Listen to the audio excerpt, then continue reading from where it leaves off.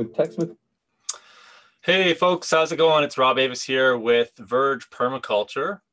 And today we're going to be talking about context-specific diets. So if you're just getting in right now, introduce yourself, let us know where you're coming in from. I want to know if you've been watching this series. It's been a little bit of a while since I've presented on this topic. We started off this multi-part series several weeks ago, and spring just kind of took over. We had a really long winter, and then all of a sudden it kind of went from spring to summer. And so we've kind of been in catch-up mode ever since, and we're just starting to get caught up right now. So I'm happy to be back live on YouTube multiple times per week again. And I think that frequency will stay kind of at the 2 to 3 times per week, depending on what's going on kind of around us right now. So if you're just signing in right now, just put up something in the chat window here. I'll just start it off and welcome everyone. Let us know where you're calling in from and what you hope to get out of today's conversation. I don't think today's going to be a long live stream. We've got 2 slides to talk about. However, I have had a pretty interesting insight in the last couple of weeks around diet, which I'm going to share with you guys today. I have given a ton of thought to diet and food. When I first got into this whole sustainability space, I really thought that most of my energy was going to be dedicated to energy, actually, specifically electricity, oil, gas, transport fuels, heating fuels, and then all the other fuels that we use as well. But as I got further into the space, what I realized was that those fuels are important. They represent a huge opportunity and a huge threat as well. However, the food that we eat 3 meals a day, if that's how often you eat per day, represents a much larger threat to the future of humanity than anything else. And I wanted to do this series because there's a whole bunch of confusion and conflation around what a healthy diet is, what an ethical diet is, and what a sustainable diet is. And you'd think that, and in fact, actually, what's healthy, sustainable, and ethical actually do have one triangulating point that brings it all together. And it's not what you might think. I got a little bit tired of all of the rhetoric around vegetarianism, veganism, paleo, keto. There's all these diets, South Beach diet, the primal diet, we could spend the whole day talking about all the different diets out there. And they're all data points. I think that's all we can look at them as. They're basically little bits of information in a much larger picture that gives us clues as to what humans should actually be eating. And so, I've been vegan, I've been vegetarian, I've been carnivorous, I've been omnivorous. And in fact, every season, my diet shifts with the season. So some parts of the year I'm vegan, some parts I'm vegetarian, some parts I'm omnivorous. It depends on what's coming out locally for me. And I went vegan once because I thought that it was the healthier choice. But with additional research, what I found was that was just not the case. I have had concerns around the ethics of consuming meat, specifically, meat from factory farms. And it's not hard with all of the Disney movies out there to anthropomorphize animals. And I'm not saying that, animals that feel pain and have emotion and all of that stuff should not be considered when it comes to what we consume. But the more that I learned about the earth, the more that I learned about nature, the more that I realized was that our line in the sand that we've drawn as humans, which differentiates the things that can versus things that can't feel, is pretty blurry at the best of times. And you don't have to dig very far to find out that plants are, in fact, very likely sentient. And so that kind of craters the whole ethical debate about what you eat, what you kill. And even the word kill is kind of an interesting word because it kind of has a very negative connotation to it. it is a very negative word, actually. But unfortunately, or fortunately, we need to eat in order to live. And so that means other things have to die in order for us to live. And that doesn't really matter if it's plants or if it's animals. That is a judgment or a decision that we have to make as humans. And I think a lot of the dietary rhetoric right now that's going around is our lack of desire of actually recognizing that as a living entity on this planet, I have to make a decision about things like that. I have an impact. And when you actually get into the understanding of what it means to have an impact, unfortunately, most of the dialogue, the discourse, the conversation, the media around impact is very negative. And in fact, what I've learned over the years is that you can have just as positive as an impact as you can a negative one. But you have to conscientiously accept that you have an impact first. That's really important.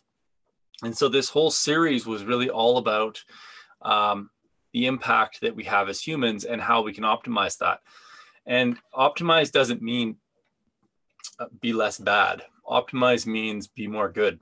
And the dietary choices that we make on a daily basis have a larger impact on the future of our planet than the fuel we burn in our car, than the natural gas or the fuel that we burn in our houses, and where our electricity comes from for our appliances.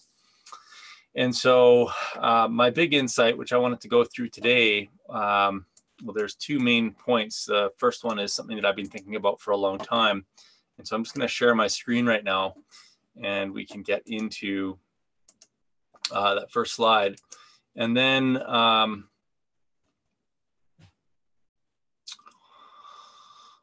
we're going to get into the second insight that I had, which we'll talk about. And so if you're just coming in right now, introduce yourself, let us know where you're coming in from. We're going to talk about context-appropriate diets. And in week 4, I've got the picture of the most precious thing that we all depend on as humans right now. It's Mother Earth. And so if you look at dietary habits and possibilities, if you agree with the fact that humans need a combination of carbohydrates, fats, and proteins, and that those nutritional elements can come at different times of the year and in different ways, then we can at least agree on that. That's one thing that we can agree on. Where that protein, fat, and carbohydrate comes from is actually highly dependent based on where on the earth you live. So as you go further north, what you'll notice is that there's no trees, vegetation is stunted at best because of the extreme cold. And so nature finds other ways to store and collect and store energy. And so if you're human living up in the Northwest Territories or around the North Pole, you just simply can't live a sustainable diet on plants, fruit, vegetables, roots. The only way that you can get access to that type of food is if it's flown there, or if it's driven there, or if it's shipped there, which consumes enormous amounts of energy. And so the local diet up in these northern areas is actually going to be a form of the same things we talked about: protein, starch, or carbohydrates, and fats. However, it's going to primarily come from animal sources. There's just no way to supply those things without using copious amounts of energy up in the north. Now, as you move further south towards the equator, what you'll find is the exact opposite. More of the natural energy that is harvested via solar collection from the sun happens via plants. And so as you move closer to the equator, all sorts of new options and opportunities emerge with regards to where your protein, fats, and carbohydrates come from. And so the diet at the equator can be vegetarian, probably vegan, pescatarian.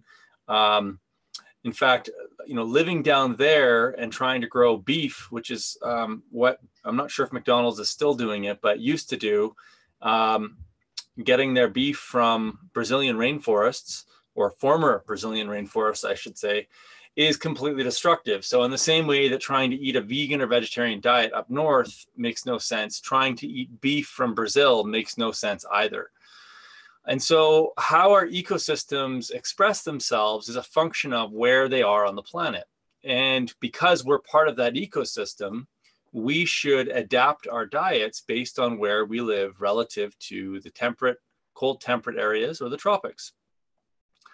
And to write a book about diet and expect, kind of like the Plant Paradox or the China Study or any of these kind of dietary books that talk about the importance of vegetarianism and veganism, and with the express opinion or bias that you're going to convert the entire planet over to a vegan or vegetarian diet, just makes no sense. It makes no sense from a physics perspective. It makes no sense from an ecology perspective. It just will not work. You cannot expect the entire planet to live on a vegan or vegetarian diet, and you can't expect them to all live on a carnivorous diet. The diet has to be specific to your geographic location. And I think that's the key point that I want to make. That's the key point that a lot of these movies like Cowspiracy completely miss. I'm not sitting here trying to tell anybody that we should be eating animals or proteins from confined animal feeding operations or factory farms. You will not hear me ever saying that. I think those things are horrible from an ethics perspective, from an environmental perspective, and from a physics perspective. They make no sense whatsoever. But what I am saying is that when we're considering diet, we should consider the context of the planet, where we live in relation to the tropics or to the north. And the basic principle is eat what your ecosystem produces. So eat from as close to where you live as possible and eat as seasonally as possible. So when your ecosystem produces fruit, eat fruit. When your ecosystem produces greens, eat greens. When your ecosystems produce proteins and fats, eat those. So I've got a couple of comments here. Yuki says, some make the argument that strong grains and similar food sources are what made us able to migrate and live in northern countries. Yeah, there's lots of different arguments out there. However, the Inuit don't have access to grains, or didn't for a very long time. And they have a very long history living in the north. And they lived quite successfully off of animal proteins. So grains definitely gave us a benefit. However, grains also in a lot of situations fail the next test that I'm going to talk about in terms of something that you can think about in terms of diet. So they also don't live very long. But do you know why they don't live very long, Yuki? It has nothing to do with their diet. They don't have heart disease. That's not true. There's lots of contrary evidence to that fact, which was actually, or that comment or that idea. That was something that they talked about in the China study. They have heart disease right now because they drink Coca-Cola and they eat carbohydrates. But if you go back to, before all of that stuff was introduced to them, that was not the case. Heart disease and is caused primarily by insulin resistance and inflammation as a result of insulin resistance. The thing that actually caused these people to not live very long was the fact that they lived in one of the harshest climates on the planet, minus 60 degrees Celsius, and not an easy climate to live in by any means. And so because they lived on such a marginal part of the world and they were so dependent on the flows of energy that came through the animal proteins and fats, it was a very hard place to live. It's not like living in the tropics or the Fertile Crescent. So one man's way. Has any people group not eaten meats and fats? Yeah, there are several people out there. There's even religious organizations that prescribe to vegetarian and vegan-based diets. Seventh-day Adventists are one of those groups. And you'll find a lot of people in India will prescribe to more vegetarian-based diets as well. But again, they live in the subtropics. So Yuki says they have a long history of a short lifespan. Yes, because they live in minus 60 degree weather, not because of what they ate. They were actually very healthy before the Western diet was introduced to them. So it had nothing to do with eating animal proteins and stuff. And there's actually some great rebuttals to the China study if that's where you're getting that information from. So I encourage you to look at the contrary opinion as well. One thing that's really important with diet is to look at it from all angles and not to come at it from one angle in particular. And that's something that I've done for a long time now, and which is why I'm doing this presentation. So the next thing that I want to talk about with regards to diet, which was my insight that I've had recently, is this concept of entropy. And so entropy in physics is the measure of disorder. And when something has a really low entropy, it's what we call highly ordered. And when it has a really high entropy, it is more disordered. And so physicists use entropy as a way of measuring how ordered a system is. Now, if you study physics, what you realize is that, at least from a physics perspective, everything is constantly increasing in entropy. So the universe is becoming more disordered as it expands. If you have children, you know that your house is constantly moving towards entropy because they're always making a mess. If you buy a car, the minute you drive that off of the lot when you've purchased it, that car will never be as good as it was on day one because it'll wear out. Even our bodies over time are subject to entropy as they slowly age. The only thing that seemingly defies entropy is ecosystems. So as ecosystems photosynthesize, they accumulate energy, they become more complex, and they increase in order, especially if they're moving towards what we call a climatic state within an ecosystem. So they become more complex, they gain additional layers, their diversity increases. And so nature is the only thing that seems to be able to fight against this force of entropy. So when you plant a tree, yes, it does have a lifespan, but when you look at the forest and not the tree over time will actually increase in order, which is really interesting. And so, as I was saying earlier, it doesn't make any sense to actually have one book like the China study or the Plant Paradox or the Paleo book, or any of these books don't really make any sense. Trying to prescribe one type of dietary regime to an entire population of humans living, in vastly geographically different areas. However, we can make one statement that would be universally true for all humans on the earth. And this is what I was thinking about the other day. If your diet is responsible for increasing entropy, then it's likely healthy for the planet. It's very likely healthy for you. And we've already kind of addressed the ethical thing with regards to the fact that all life is probably sentient. There's pretty good evidence of this. So we'll just forget about the ethics conversation, at least in terms of killing. We should always be trying to grow our plants and our animals in humane ways. We shouldn't be growing them in feedlots. Like a tree nursery is just basically a feedlot for trees. And I bet you those trees hate living in that nursery in the same way that cows hate living in a manure cesspit. So all of our plants and animals should be actually grown humanely.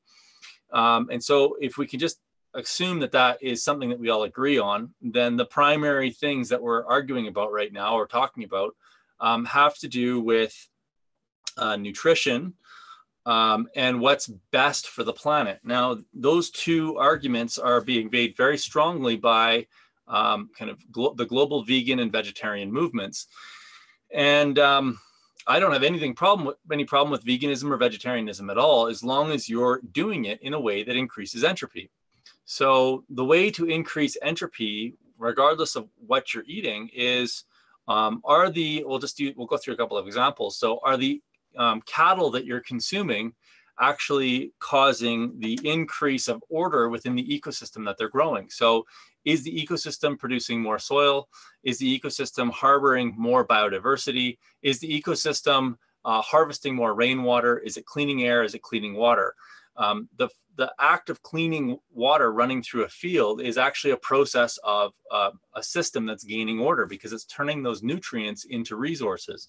A system that's cleaning air is actually taking pollutants that we look at as pollutants out of the air and turning that into more grass through the process of photosynthesis. We can do the same thing with grains and vegetables. So the average ton of grain right now in the Western world consumes or produces 7 tons of soil erosion. So if you're eating grain from a system that is producing massive amounts of soil erosion, that soil's ending up in the ocean, you're actually creating enormous amounts of entropy as a result of your diet. If your vegetables are coming from Mexico, let's say, and they're being grown with, basically slave labor, and then they're being shipped north, well, the slave labor is not ethical, first of all. And then the other thing is that industrial vegetable production also creates massive soil erosion, requires fertilizers. And then that vegetable has to get put onto a truck and shipped all the way up to Canada here or wherever you live, which also creates entropy.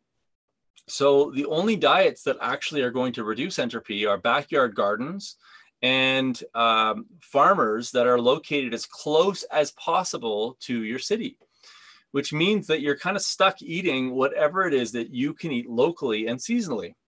And so if you run that test, what you'll find is that if you live in my ecosystem, that means that right now I'm kind of coming into my vegan season, if you will. So I'm going to be eating a lot of greens over the next little while, coming out of my garden, because that's what the most local food is for me. And I'll be supplementing it with some of the stuff I have in my freezer, which is meat from local farmers. And as the summer goes on, I'm going to have more and more of that type of veg. Plus, I'm going to have fruit coming out of my food forest. And then towards the end of the season, whatever I've managed to store will end up in my downstairs in my larder. And then through the wintertime, as my greens and vegetables become depleted, then I can rely more on what I have stored in my freezer, which is just solar energy stored in the form of protein and fat that was developed over the course of the summer. And so I think if we looked at diet through the lens of entropy, what we would find is that a lot of the research that's coming out of that came out of the China study, a lot of the research that came out of the paleo stuff, the ketogenic stuff, if we kind of looked at all of those different dietary regimes and we ran it through the lens of entropy, what we would find is that throughout history, humans had access to fats and proteins for a large part of the year. They had access to greens, and this is going to also depend on where you are. The expression of this will be a little bit different. We would only have access to glucose when our trees were ripening and when there were berries and fruits available, which would typically happen at the end of the season. And then if we had grains through the summer too, if there's a way of doing that sustainably, we might have some grains in the wintertime. But again, we have to grow grain in a way that actually reduces entropy if we want to be sustainable. And so some of the research that has come out of ketogenic diets has shown that having extremely low insulin levels in our body actually creates low inflammation. It fights cancer, it fights MS, it fights Parkinson's, it fights diabetes. A lot of the really big diseases that we're suffering from as Westerners can be dealt with through a ketogenic diet. Now, my belief is that we shouldn't be eating ketogenic 12 months of the year. We probably need to go back, before the agricultural age and recognize that we probably would have been ketogenic for part of the year. We would have been vegan for part of the year. We would have been vegetarian for part of the year. And we probably would have been carnivorous for part of the year. And it all would depend on kind of what part of the season we were living in and where we lived. And that would dictate how long each of those seasons were. As you move to the tropics, then you're able to live primarily off of fruit and vegetables year round if you choose to. But that's something that's possible that will actually reduce entropy and create order within ecosystems. So my point here is that if we're looking at this through the lens of what makes ecosystems better, then we have to talk about entropy. We have to talk about order. And generally speaking, and so let's just do the reverse of this.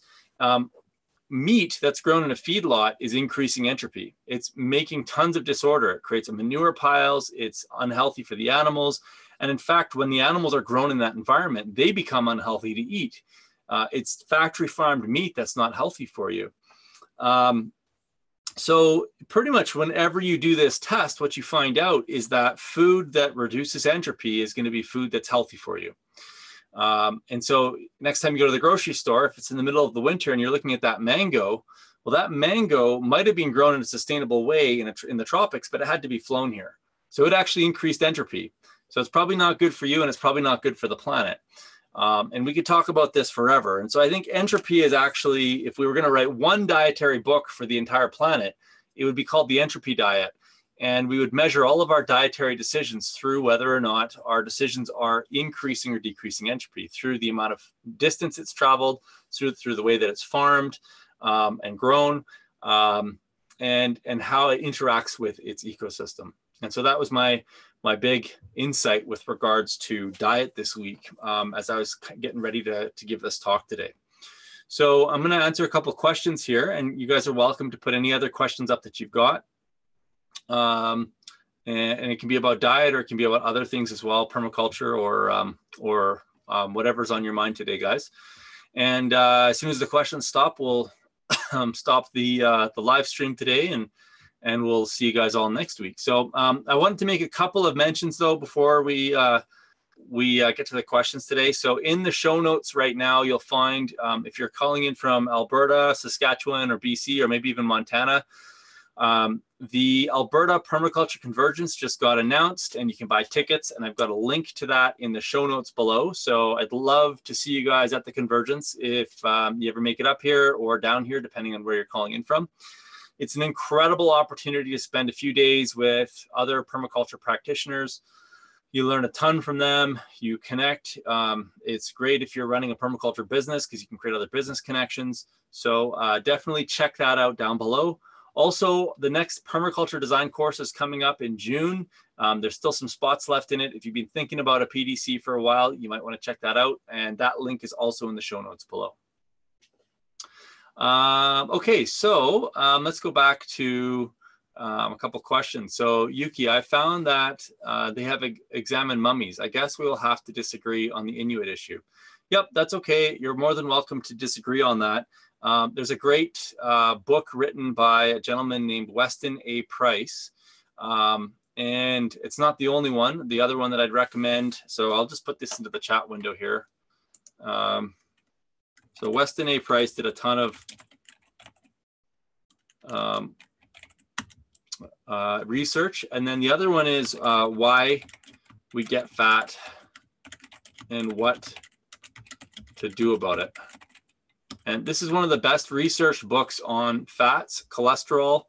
Everything that you thought you knew about fats and cholesterol is probably wrong, unless you've read some of this work.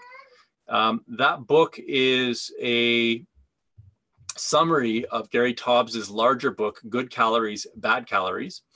And it will completely blow your mind. And so if you are of the opinion that saturated fats and cholesterol is bad for you, I highly recommend reading that book. It will change your life. And as a result of reading that book, go and check out all of the other references that he has there. So One Man's Way just did a super chat. So check out Ice Age Farmer if you get a chance. The climate is changing between now and 2030. Thanks for your continued information. You're welcome, One Man's Army. Thank you for the super chat donation. That was really kind of you. Thank you so much. Okay, so let's keep going along here. I've got another question here. So One Man's Way says, it's interesting, kind of like local honey treats local allergies. Yeah, absolutely, One Man's Way. So basically what you're getting at is that you become adapted to your local bioregion. And so one of the main reasons that you will want to grow a local garden, a garden in your backyard, is not actually for the vegetables, it's for the microbes that live on those vegetables. So most of the vegetables that are traveling from Mexico, from Southern California, if you're eating those in Canada, let's say, not only do they not have your local microbes, they probably have no microbes on them because they're all triple washed. And the reason they're triple washed is even the organic greens coming from those areas are being fertilized with human waste. And so they're all terrified that we're going to get E. coli and salmonella poisoning depending on where the manure is coming from, of course. And so the greens actually are just green water. They have very little nutrition to them. They've been shipped for a really long way. And they won't have, as One Man's Way describes, they won't have your local microbes, which is really how we re-inoculate our microbiome. It's really important that we eat local food. It's also the most sustainable option. Okay, so Yuki says, I read that too somewhere, but have no idea if it's true or not. Yeah, it totally is. There's another book called The Good Gut. I'll just put it into the chat window. And it's the latest research on the gut microbiome, and they talk a lot about local microbes and the importance of it. Okay, Jim, Museum Orchard, agree, high quality animal and plant fats are great for humans. Yeah, totally. Yuki, anyways, the point to begin was simply that we can store food energy for use in winter in either animals for consumption or grains, beans, etc. for storage. Yeah, there are ways to also store animal protein as well. Again, like if you're going to live on grains and beans, then you need to grow them in a way that's reducing entropy, increasing order. And a lot of monocultures cannot make that claim. It's very difficult. And the vegan diet, at least in the Northern Hemisphere, is highly dependent on monoculture grain systems. Monoculture grain systems are not ecologically sustainable, and I would argue that they're not healthy for us either. Jim says, it's the fear of E. coli. Yeah, awesome. I agree. Salmonella would typically only come from chicken manure. Yuki said, I'm not saying one is better than the other, simply pointing out that both are viable options except for the Inuit. They're viable if they increase entropy.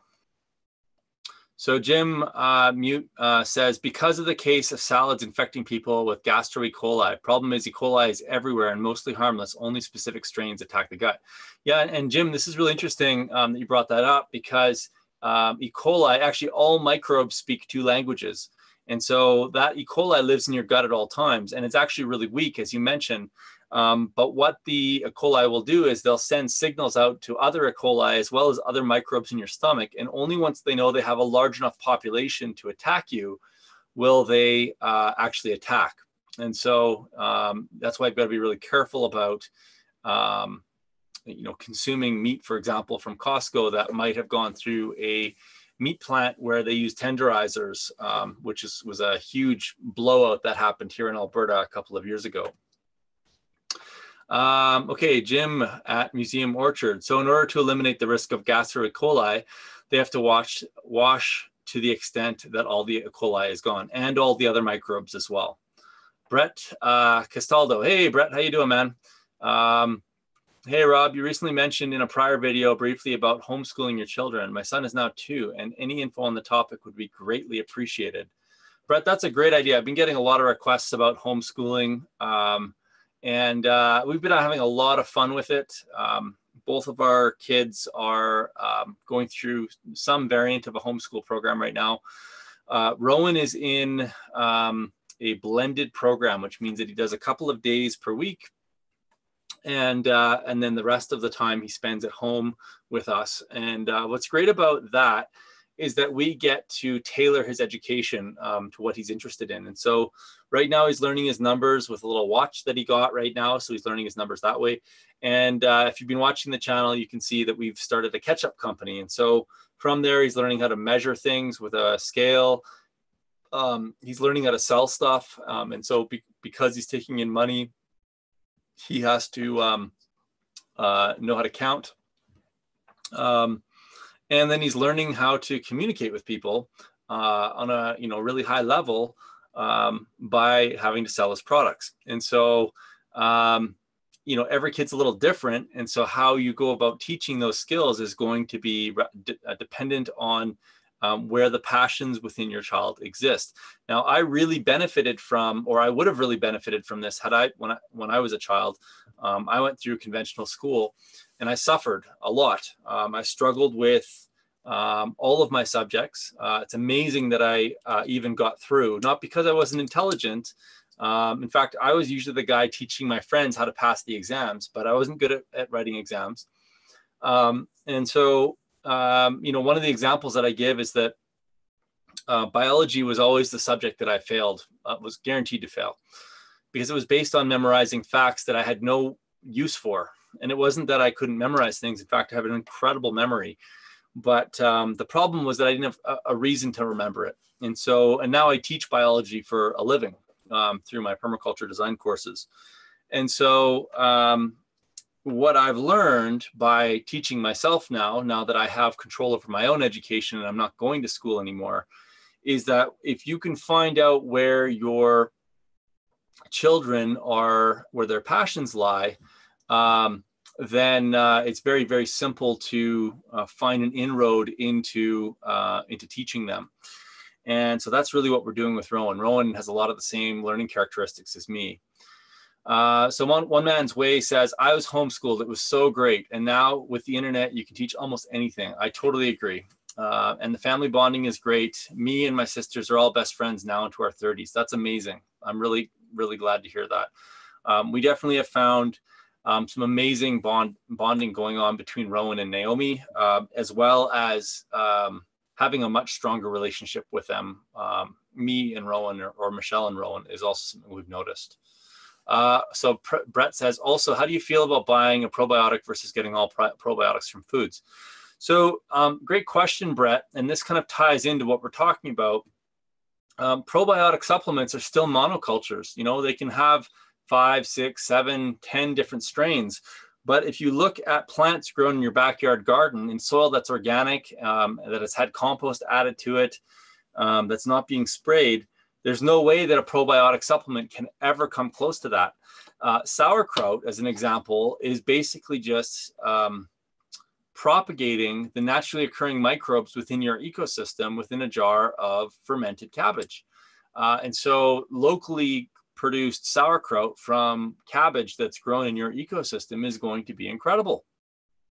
So probiotics are very important. Probiotics and prebiotics, prebiotics being any kind of insoluble fiber. So that's going to be vegetables that have been cooked, and then fermented vegetables. So those are vegetables that aren't cooked.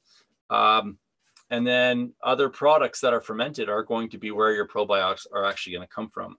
Now, I would highly recommend, Brett, that you take a look at that book, The Good Gut. There's a lot of great advice in there about probiotics in kids. Yuki says, the best way is probably to eat the right foods and grow your microorganisms. Totally. I agree with that 100%. Jim at Museum Orchard says, my internet cut out for a bit. Oh, that's too bad. Well, you know what? This is going to be back up online here after we're done. So guys, hopefully that made sense. We've got 2 more sessions within this series. So we'll be live again next Friday. And if not, then I'll let you know. If you guys want to get informed about when we're going to go live, make sure you're subscribed to the YouTube channel. If you got some value out of today, if you can hit the like button, that'd be great. Yeah, check out the Convergence in the link below. I'd love to see you guys out there. It's a great time to get together and talk permaculture type stuff. It's going to be a great group of people out there. And if you are looking to take a PDC, check out the link below as well. Okay, guys. Well, I really appreciate the conversation today. Thank you so much, One Man's Way, for the super chat. That was really, really generous of you. And much more stuff coming down the pipeline, on this channel. And you can connect with us on Medium. We've got a channel up there. We also post on Facebook occasionally, and then here on YouTube as well. So hopefully you guys all have a fantastic weekend. We're going to be out planting in our garden. We've also got our last weekend for the part-time permaculture design course here in Calgary. And we're just really looking forward to being in the summertime. So stay tuned on YouTube for all sorts of exciting new events that will be happening this summer with Verge. And we'll see you guys all on the next show. Awesome. Have a great time and great weekend, guys.